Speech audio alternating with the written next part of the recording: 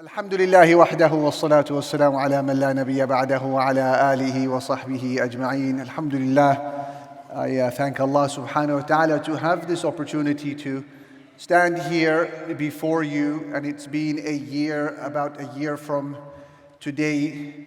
We were in the same venue and we were discussing similar topics. I just pray that from then until now, a huge amount of growing, learning, repenting, and adjusting has happened from then until now. We ask Allah Almighty to allow us to continue to be in a perpetual state of growth and planting for that inevitable day.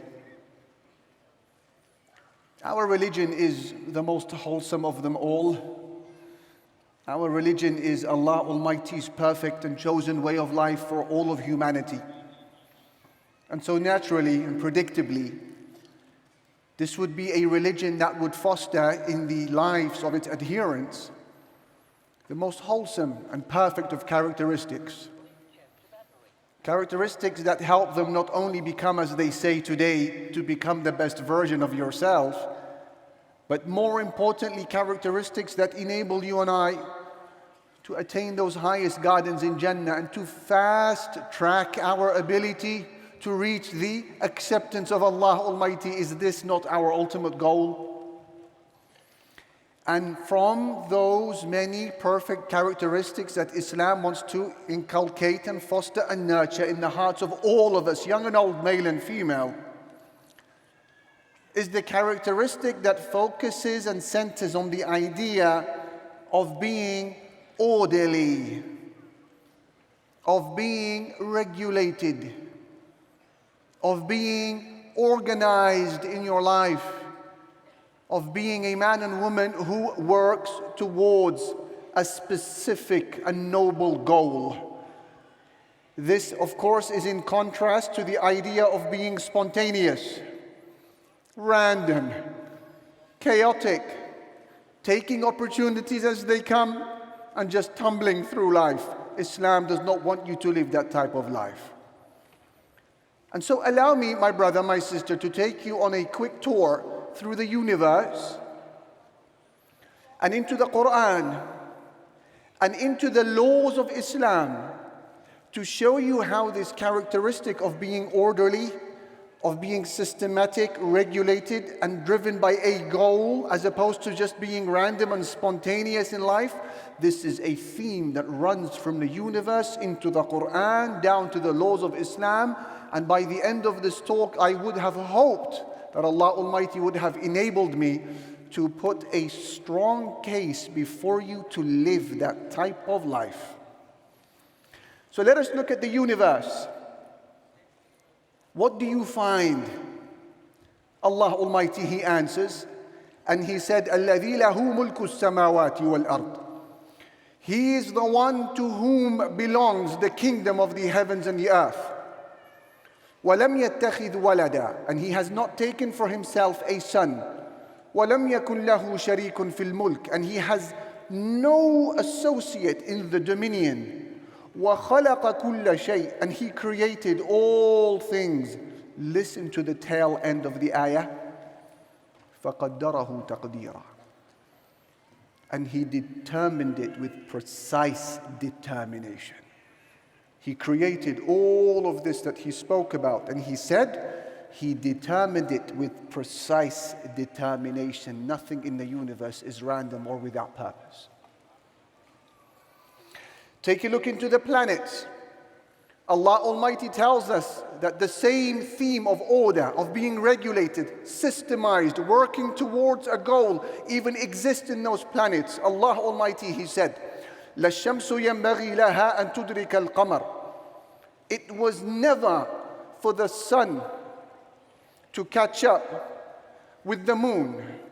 وَلَا اللَّيْلُ سَابِقُ النَّهَارِ. And nor would the night ever outstrip the day.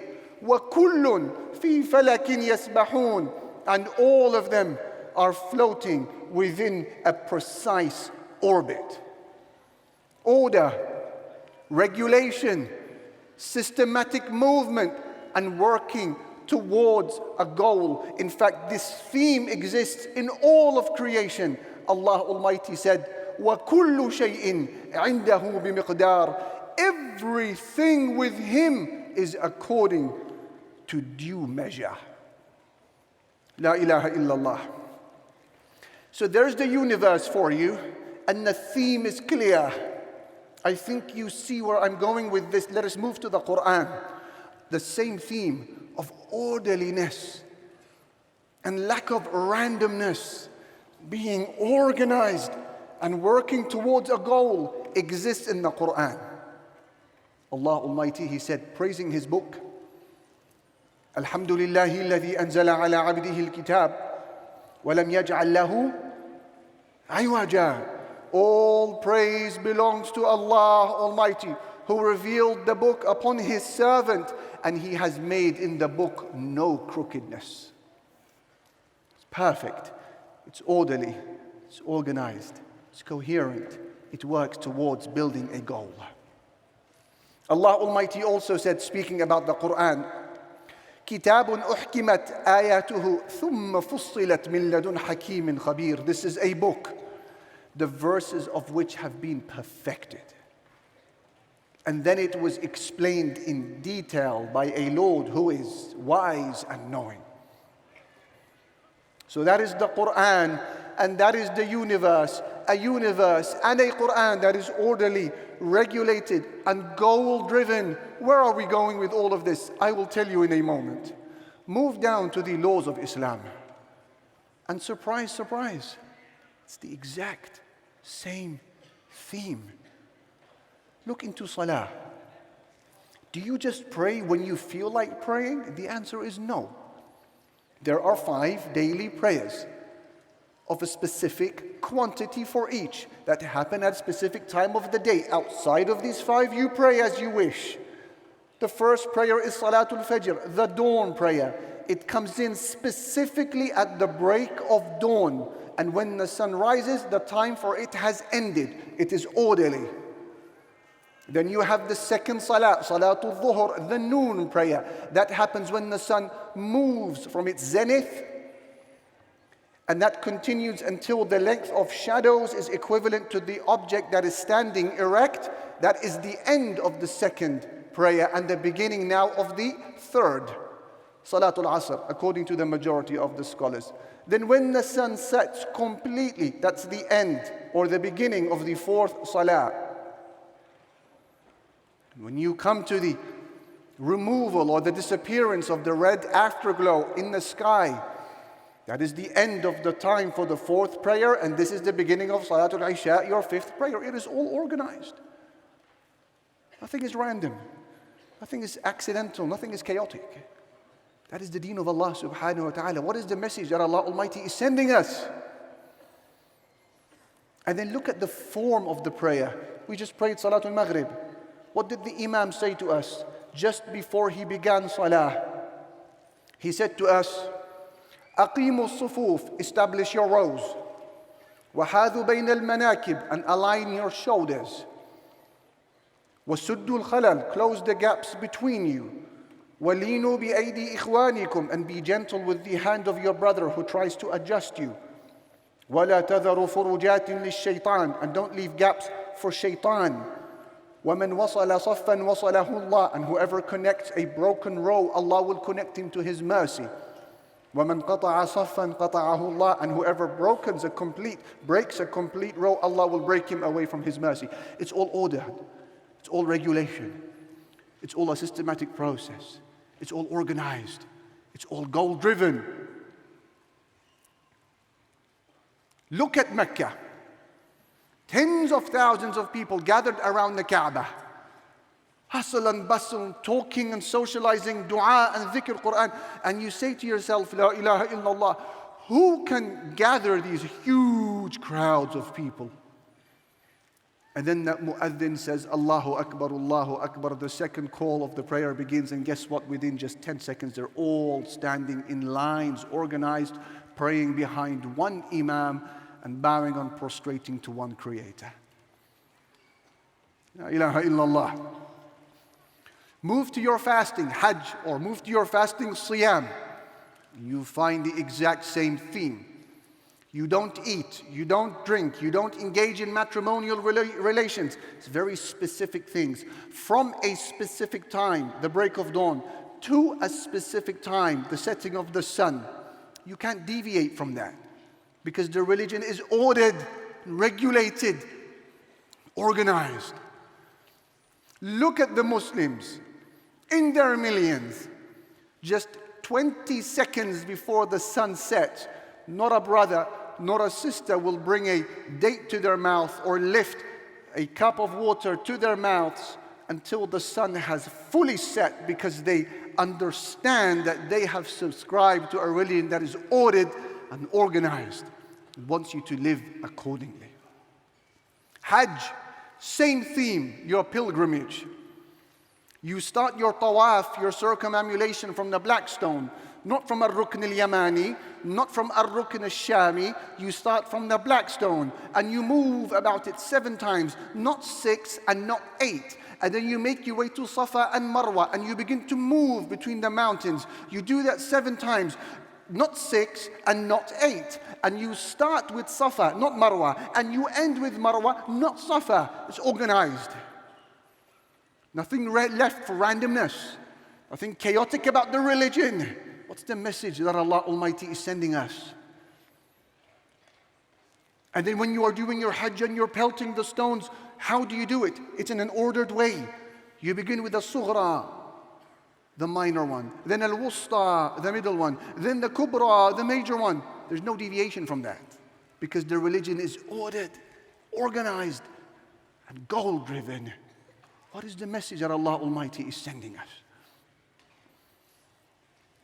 And then when you look down to the roles that are given to prophets and messengers, nothing is left to chance. There is a role for a prophet, and there is a role for a Rasul, a messenger. There is a role for the male in life, and there is a role for the female. There is a role for the man or for the husband, and there is a role for the mother. There is a role for the animals according to the Quran. وَالْخَيْلَ وَالْبِغَالَ وَالْحَمِيرَ لِتَرْكَبُوهَا وَزِينَةً. The Quran has given even animals roles. Nothing is accidental. The angels, they don't all play the same role. Some angels are there to breathe life into a fetus when the time is to begin. Some angels are there to claim lives when the time has ended. Some angels are managing the mountains. Some angels are managing the weather. Some angels manage revelation, wahi. Some angels take care of you when you are crossing the road. Nothing is left to chance. La ilaha illallah. So there you have it. A universe, the Quran, the rulings of Islam, the roles of the male and female, the roles of angels, the roles of animals. It's the same theme. It's an organized way of life. It's a systemized way of life. Whether that is the universe, whether that's the religion that you subscribe to. So now with this, we're ready to ask the question, is your life and mine defined by a similar level of organization? Patterns? Are our lives driven by goals? Or are we just tumbling through life? Be honest. Walking through the corridors of existence and just hoping that opportunities will open up, come what may. Is this how a hereafter is established? Is this how a house in Jannah is built? How can we live like this, my brother, my sister, when the universe around you is a daily reminder, and the religion you subscribe to is a daily reminder that this is not how Allah Almighty wants you to live, but wants you to be organized and goal-driven. What is your goal in life as a believer? What is your 30-year project? We cannot be just floating through existence and hoping that doors will open and somehow we will then earn the highest gardens in Jannah. The Quran is evidence against that. The skies and the planets are evidence against that. And I give you 3 analogies if the message is still a little bit vague or unclear. The first of those analogies Imagine if we were sat on board of an aircraft, an aeroplane, and then we asked the captain or the air hostesses, where is this aircraft going? And then they say, we don't really know. Just cruising in the air, and we're just going to see where it takes us, and where we end up landing, we're just going to hope for the best. Can you imagine? Is that an acceptable answer? There would be chaos in the aircraft. The reality is that you only jump on board of an airplane when you know the where and the to and the how and the what ifs and with whom and the whys. You've answered all of those questions, then you go on a plane. So if this is how we operate, and this is how we plan, and this is how organized we are when it comes to a worldly journey, how much more organized should we be on the way to Allah Almighty and the home of the hereafter? What is the goal? What is your 30-year project? Have you answered those questions, my brother, my sister? If the message is still vague and unclear, I share with you the second of the three analogies. And that is, imagine if the universe was unorderly. Have you thought about that? You take it for granted that you're able to calculate the exact setting of the sun to the second almost. Imagine if it wasn't like that. Imagine if the sun would rise at random times and would set at random times, and you couldn't predict it. Could we live our lives like this? Imagine sun rises on one day for an hour, flickers in the sky, and then it sets for 23 hours. We're plunged into darkness. And then you wait for the next day. You have no idea what's going to happen. The sun rises for 22 hours, scorching heat. And then the sun sets for another 2 hours. Your night is just 2 hours. Then the sun rises again. Can you imagine the type of physical, biological, spiritual damage that it would cause to you and I? That's untenable. Yet, a lot of us, when it comes to the lives of the hereafter and planning for that, that's exactly how it is. It's random. Our Islamic sun rises randomly, and it sets randomly. And the damage that you will cause there in the hereafter to yourself is no less than the damage that we would have been caused today if the world was random. And I say one last time, if the message is still unclear and it is still somewhat vague, maybe I will leave you then with this last and final analogy. This one will be a little bit closer to home, one that is a little bit more personal to you. Imagine with me, you're making your way to the funeral and the burial of someone dear to you in your life. You think who that person is in your mind. And you've parked up your car, and it's just dawned upon you that this is a reality. This person is gone, and there's no retrieving him or her till the day we meet on Yawm al-Qiyamah. You come out of your car, and it is pin drop silence. And you make your way to the cemetery, and you weave between the crowds of people who've all come just like you to pay their respects and to start shoveling the soil over the face of the deceased. Pin drop silence that is only perhaps punctuated with some dhikr of Allah, or someone saying La ilaha illallah, or someone saying Subhanallah, or someone reciting Quran. And you look around you, and these are familiar faces who are grieving, who are weeping, who are mourning the very same person whom you have come to mourn this afternoon. And you cut through the crowds, and you try to stave off another wave of tears desperately. And you make your way to the hole, to the pit, to the grave, and you want to just cast one last glance at this beloved one just before the shoveling begins. And you look inside, and it's like a thunderbolt that has just struck you. You look into the face of the deceased, and you realized that it's you.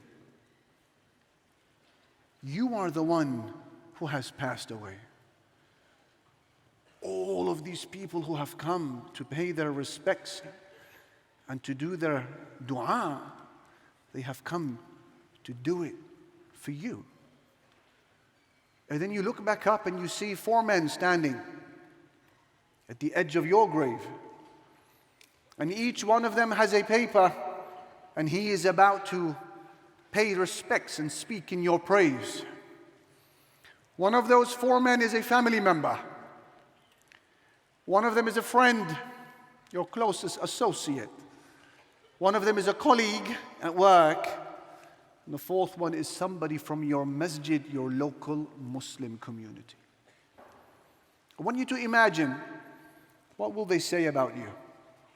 You, Abdullah, Khalid, Hamza, Fatima, Suhaila, you. What would those 4 individuals say about you? What would you wish for them to say about you now that you have passed? How would you like to be remembered? Because their words are going to represent the sum total of the effects that you had left behind you. In your family, your friends, your colleagues at work, just as importantly, those in your Muslim community in the masjid.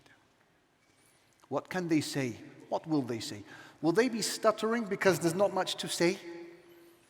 Will they be scratching their heads to get over and done with this formality? Will they be struggling to string together a coherent sentence because you and I had not done much? And now that you've passed away, it's like nobody has passed away because you didn't really leave a mark and an impression behind you? Or will they be pouring with emotion and passion, not knowing where to start and begin because you are a man and woman who left a legacy behind you? You were the most generous of your family members. You were the most patient. You were the most sincere in your workplace. You were the kindest to your neighbor. You were the closest and most loyal to your friends and advising.